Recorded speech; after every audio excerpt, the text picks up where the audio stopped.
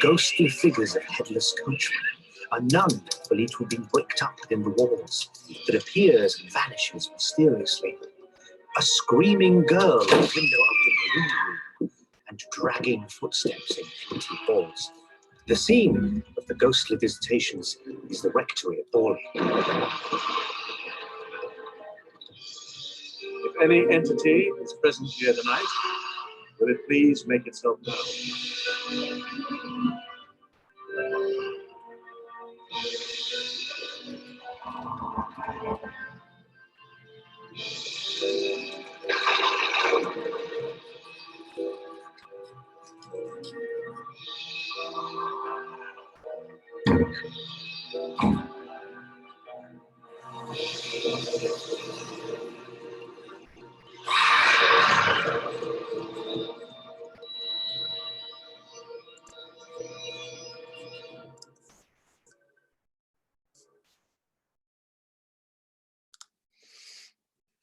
Okay, now let me see if I can find where I am.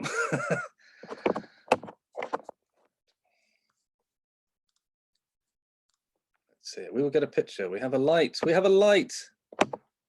At last. There we are. As you can see, I'm trapped in a photo booth.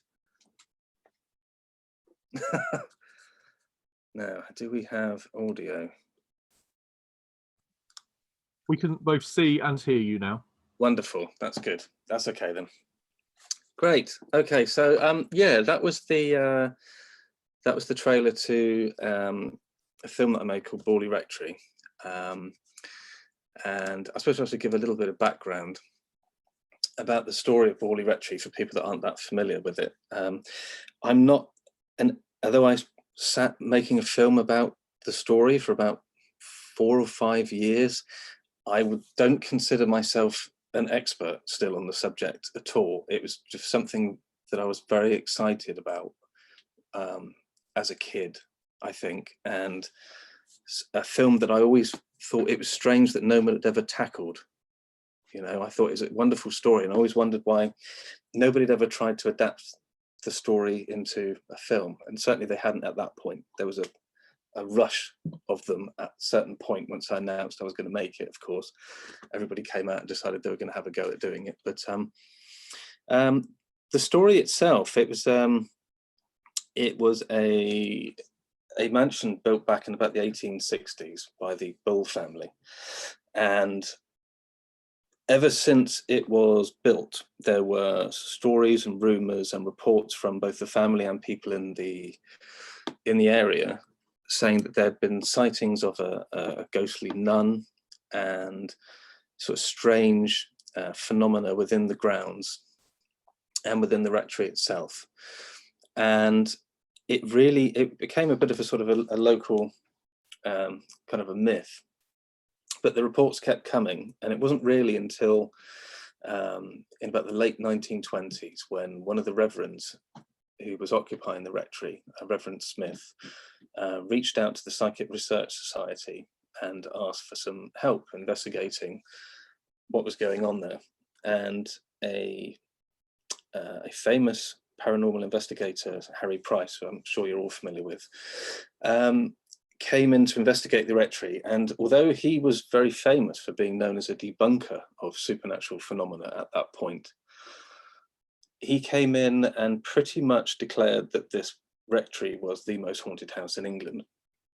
And that leaked out to the press. They had a field day with it. They had coachloads of people started turning up to spy on the building and the occupants. And it became national news. And Price subsequently went on to write a couple of books about it. And it's one of those stories that when I was growing up in the 70s, it was one of those ghost stories that seemed to be in every single ghost book that I owned. Every single one seemed to have something about Borley Rectory. If you had a magazine about the unexplained, you could guarantee there would be a photograph or a section about Borley Rectory in it. And as I grew up and got interested in filmmaking, that weird niggle always came back, thinking, I wonder why nobody's nobody's really tried to do a Borley rectory film. It seems to have inspired lots of other things. Like it's directly mentioned in Shirley Jackson's The Haunting of Hill House. It's mentioned on a number of occasions in there explicitly. It seemed to inspire passages of Richard Matheson's Hell House. So people kind of took aspects of it, and that the concept of investigating a haunting via a scientific approach as opposed to just bringing mediums in inspired a lot of fiction thereafter, and inspired a lot of other films, but nobody kind of attacked it head on. So being a fool, I thought I might be the person to have a go at it. The first place that I actually encountered the story was in the Usborne Supernatural series. In fact, I still have the book here somewhere. It's still by my side, lurking here somewhere. It was the book they did on haunted houses. Oh no, it's not there now. And they had, I mean, that was a children's book, and I got that in about 1979, 1980, I think. And the children's book actually had a double-page spread in there, which had a cross-section of the rectory itself, as if somebody had reached in and lifted off the roof. So you could see all the rooms like a floor plan. And it had little arrows pointing to where all the different hauntings were. And I remember being absolutely fascinated by that and copying the drawings. And they told the story in that children's book in a series of key incidents illustrated by beautifully little illustrated tableau of what had happened at the rectory.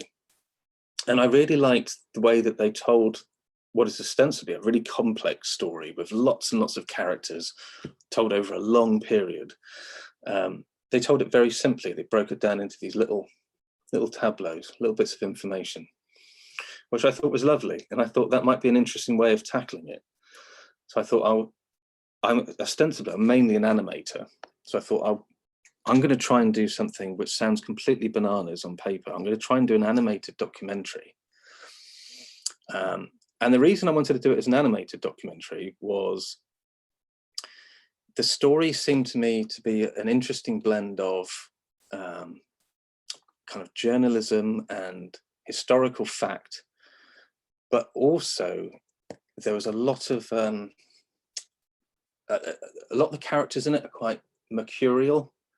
You never know 100% who's telling the truth. There's a lot of mythology in there, they talk a lot about a monastery, but they never found 100% definite proof that there'd definitely been a monastery there. So I thought an animation, specifically a rotoscoped animation, where you're literally blending animation styles and live action actors, and then animating in and over them. I thought that the blending of real and unreal would suit the subject matter quite nicely. One of the first tricky things was actually breaking down the complex story into something that was easy to follow, and I mean really taking a story that in some ways would be best suited to like an HBO or a Netflix series. You know, you need to have 10 episodes and you can go into great detail about every single thing that happened, but I knew realistically I was going to have about 80 minutes or so. So I chose one key source as reference, which was Price's own book, The Most Haunted House in England, and pretty much went through it almost with a highlighter pen, just to chose certain passages. I thought, I'm going to tackle that section, I'm going to tackle that evening, I'm going to tackle the moment when those characters met. You know, there are parts in the book where there are seances where they're written out verbatim. So I thought that's perfect, because I can stick to the words that were said on the night.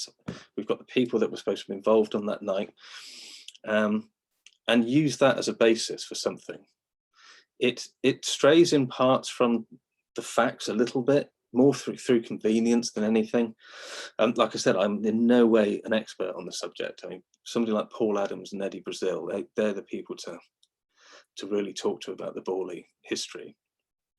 But it was a great way of just using that as a launch pad to make this kind of fantastical study of this truthful happening. It was, I had, when I started making it, one of the first questions that people started directing at me was, what's your angle? You know, what is the angle of your film? Is it going to be a debunking? Is it just going to be saying everything's true? You know, is there an angle? And I didn't want it to have an angle. I specifically wanted to present facts which I had chosen. You know, it is mediated, it's not unmediated facts. I'd chosen to show certain things which I thought were interesting. And the reason for that was that I wanted it to be a study of the attraction of the story and why I find the story interesting. So hopefully, when you watch the film, you'll get to the end and you'll have just as many questions at the end, maybe even more questions at the end than when you went in. And it's almost like a primer to introduce you to the story, and then you can go off and there'll be further reading, discover more about it, because I didn't want to create, you know, the definitive Borley rectory film. It's not really that. It is more it's more a love letter to a mystery. I think it's a celebration of a legend, really, more than anything. And I didn't want it to say this was true, this is not true, you know, Harry Price was genuine or he was faking the whole thing. I didn't want it to have those direct conclusions. One, because I think it reduces the story. And two, I don't like things like that. I like things to be left open-ended. I like to make my own mind up, really. There were certain things that were cut out. There were lots of things which happened at the Borley church. I didn't really go into that because I wanted to keep the focus on the rectory. Originally in the script, I had it begin with the private investigator tracking down Marianne Foyster, who was one of the last people to live at the rectory, who was surrounded by scandal and all sorts of wonderful shenanigans. You could make a whole HBO series just on Marianne Foyster, I think. Originally I was going to start with that, but again I thought I'm just going to cut it down, I'm going to simplify it. There were lots of little things I had to kind of trim down and cut out, because it is a big rambling story, even more rambling than me, that crosses generations, and it seemed too much. It seemed too much. So, I mean, that's why at the end of the film, you get this epilogue with the, you know, what happened to these characters next type of thing, which is very much a case of, you know, showing people that I barely scratched the surface of the story, really. It was very much, it's an introduction to it. The first thing that happened with the film was back in 2011 when I wrote the script, and then I'd interviewed Julian Sands for Fangoria magazine, and I was doing a retrospective on Ken Russell's Gothic, and I've been reaching out to the various actors involved. And Julian saw that I wasn't just doing horror journalism. I was making animations as well, and he asked me if I was working on anything, and I said, well, funny enough, like this week I've just finished this script. And he said, oh, that sounds interesting. I don't know if you'd like me to be involved in it. So I absolutely kept him in mind, and he seemed like a very good choice to do the narration. So that was the very first thing that we did. Christmas 2011.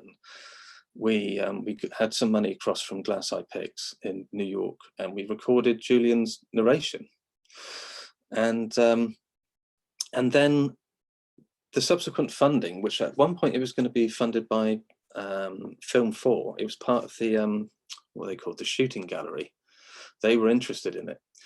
And then the producer who we've been talking to moved off somewhere else. And it was almost like the memo was just left on his desk, never to be seen again.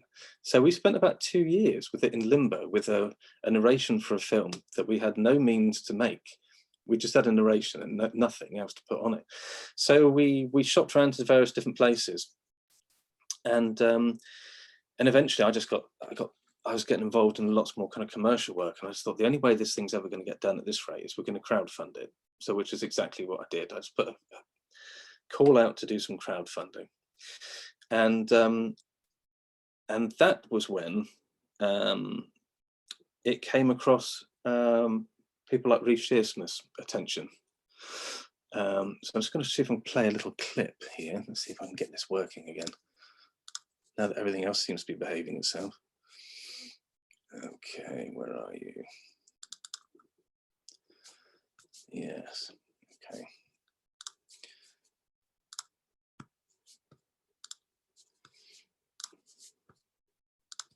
We were kind of doing okay. We were kind of raising a reasonable amount of money. But that's when, just through endlessly trying to get the material out there on social media, that's when it fell across Reece's radar. I remember seeing on Twitter a poster for what looked like a brilliant film that was yet to be made, but I loved the artwork of the Borley rectory poster, which Ashley had done. And I thought, that looks great. So I retweeted it and thought, not much more of it, but I thought, oh, I'll keep my eye on that. And he retweeted it, and interest immediately spiked. The next thing is I'm being contacted by Ashley, and the next thing is, would you like to be in it? And I was like, well, if it ever happens, yes, of course, it would be an honour to be part of it, because it seemed such a fully formed idea as to what it would be. And then I looked at some of the other artwork of the previous films and thought, if it's made like that, it's so beautiful, and that fits perfectly to that world. Once Reece Shearsmith had I was going to say condemned himself to be part of it, agreed to be part of it, that gave me an enormous boost of confidence. I thought, wow, this is going to be incredible. I'm not going to have to make this thing with friends and family like it usually was. Mrs. Smith, VC Wall, your husband contacted my editor? I mean, there's so little about VC Wall, isn't there, as a character? This man that went to investigate Borley rectory. From the Psychic Research Society. Daily Mirror. I think there's been some misunderstanding. A Mirror reporter turning up and sort of probably diluting a lot of what happened into bite-sized chunks for the Mirror is not going to help clarify matters, is it? It's going to only make it even more sort of, who knows, fake news even then. The story of Borley rectory's notoriety begins a little later in 1929 with the Daily Mirror journalist, Mr. V.C. Wall. It was quite easy to sort of imagine a version of him, but there was nothing concrete to go on. So I was sort of left filling in the gaps with what his role was in the story more than him as a person. And yet there was sort of something quite 50s about it as well, because I wanted to give you that sort of matinee, classic sort of look. And I look like, you know, with my hair slicked and my glasses and everything. I don't know whether he was a skeptic himself or whether he was actually, you know, all set to want to believe it, because there's people that sort of are excited by it. You know, he could have, he sort of wrote himself into the story by being part of the telling of it. Mrs. Smith, I believe you've been at the mercy of ghosts. I tried to sort of give it some humour, because he's sort of a ridiculous character. I mean, a Daily Mirror reporter that goes along. And yet, you know, hopefully the bit where he spots the first sighting of something is quite chilling.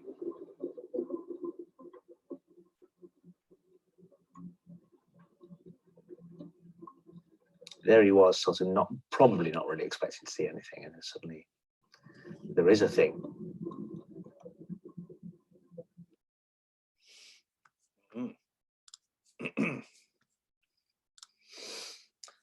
Yeah, so the hardest thing about making the film was actually constantly trying to sort out the funding for it, which is so often the case. The easiest thing was the casting, because Reece was very passionate about the project, because he also had read the Osborne books as a kid. He'd actually gone so far as to copy that cross-section of Borley rectory, and he made a replica as a child of Borley rectory out of cereal boxes, which we were sitting and laughing about at the time. And I thought, wow, I thought I was mad, but no, you win. So he was genuinely passionate about it and really was interested in seeing this thing brought to life. And then, of course, I was watching a documentary about the League of Gentlemen, the comedy group that Reece had been a member of, and it was hosted by Jonathan Rigby. who's a genre scholar and an actor, and I think I was sat animating and I heard his voice and I just looked up and thought, and there's my Harry Price, brilliant.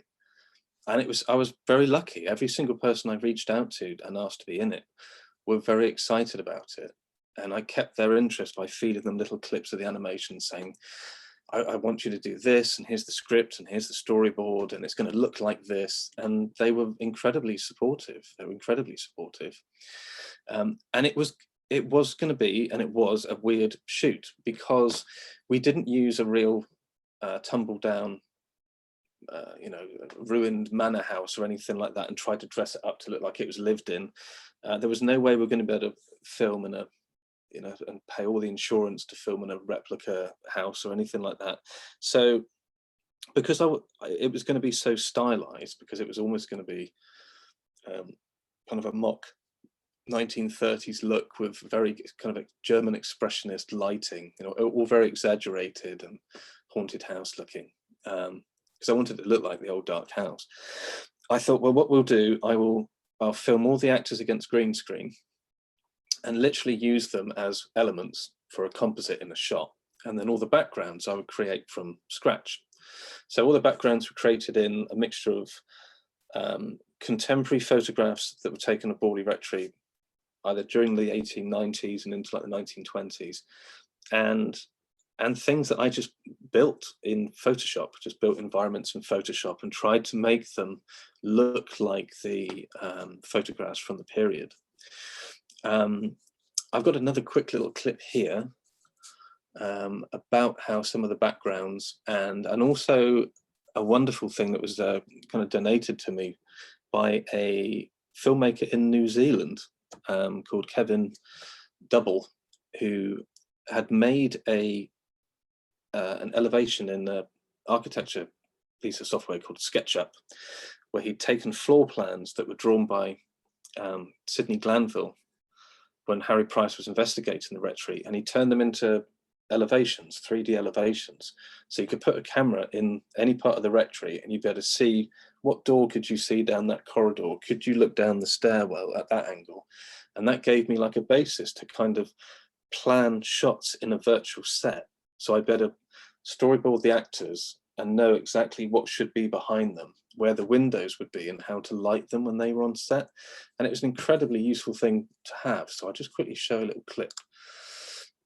Where are we? Background clip, here we go. Right.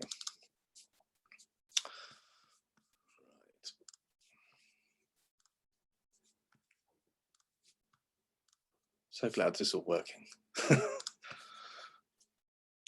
So here we've got the, these are the floor plans. And this is the elevation that Kevin Double made.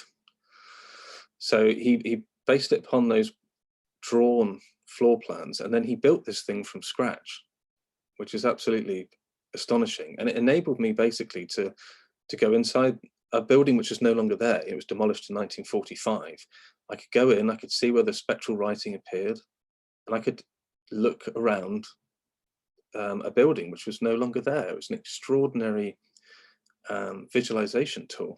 It's incredibly useful.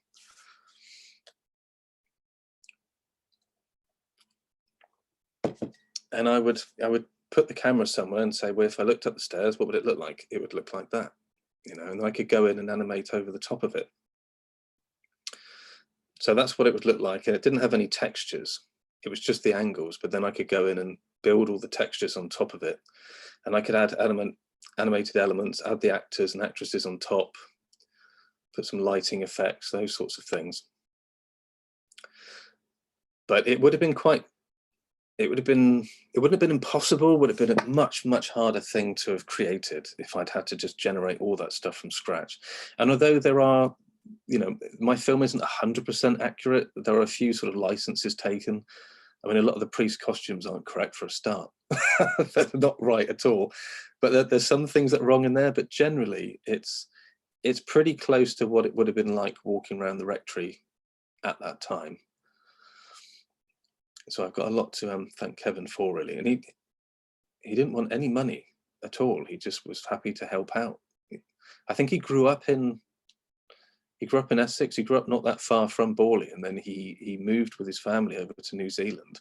So he found it quite exciting to sort of be able to just get involved in something where he'd be able to sort of be involved in it and show wider.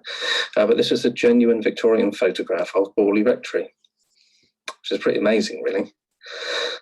And I wanted to add 2 Victorian girls sat playing on the floor in front of it, because these carved ecclesiastical figures on the fireplace were very famous, and the fact that the ghosts of the rectory had this kind of ecclesiastical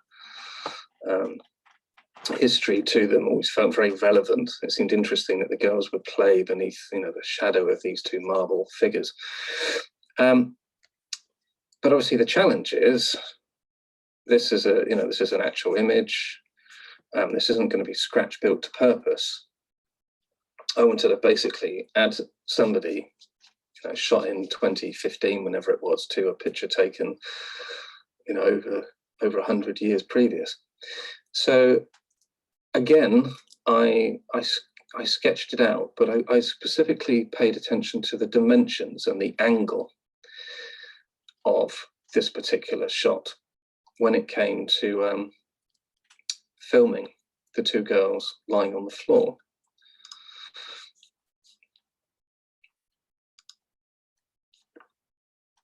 So here we are. So this is a very simple kind of shot. So there they are playing on the floor. And the funny thing is, I didn't measure this out mathematically. I just kind of looked at the drawing, looked at the angle, and went, yeah, tripod up a bit, down a bit, move to the left. And then obviously stripped out the green in the usual fashion. Again, we paid attention to the fact that the light source in this room is coming from a window, which is to the left here. Okay. So although we have there's like an ambient light here, as you can actually see in the original photograph, there's an ambient light here. There's lots of light bouncing off of this marble. The actual key light source that's coming in here, because there's a shadow being thrown back from this chest of drawers here, is from the left, and there was a window there. So when we came to light our girls, we have an ambient light, but the key light, the strongest light, is coming from behind them, just to sell that, so that their shadows are falling in the same direction as the main shadows in this room are falling. And that's really important. It's something a lot of people kind of overlook, is, what's the light source in the room you're going to be adding your characters to? And it's one of those weird things that sometimes you can look at a composite shot and think, there's something not working here, and I can't figure out why. It's usually down to something like that. It'll be down to the fact that the lighting isn't similar. And again, with the 2 things put together, I was actually really quite proud of how it worked. It came together really nicely. I even had some people who were very familiar with the Borley story come up to me afterwards and said, how did you recreate that room? It was amazing, really. And it was such an easy shot to do, actually. We just went into, keyed out the green, moved them around a little bit, softened the edges of the cutout once they were keyed out. And that was it. I probably did the shot in it probably took me about 20 minutes, really. If only they were all like that. Not only had he built an octagonal summer house for the sole purpose of spying upon the phantom, but in time that he had been driven to brick up a dining room window to prevent her from looking in on family meals.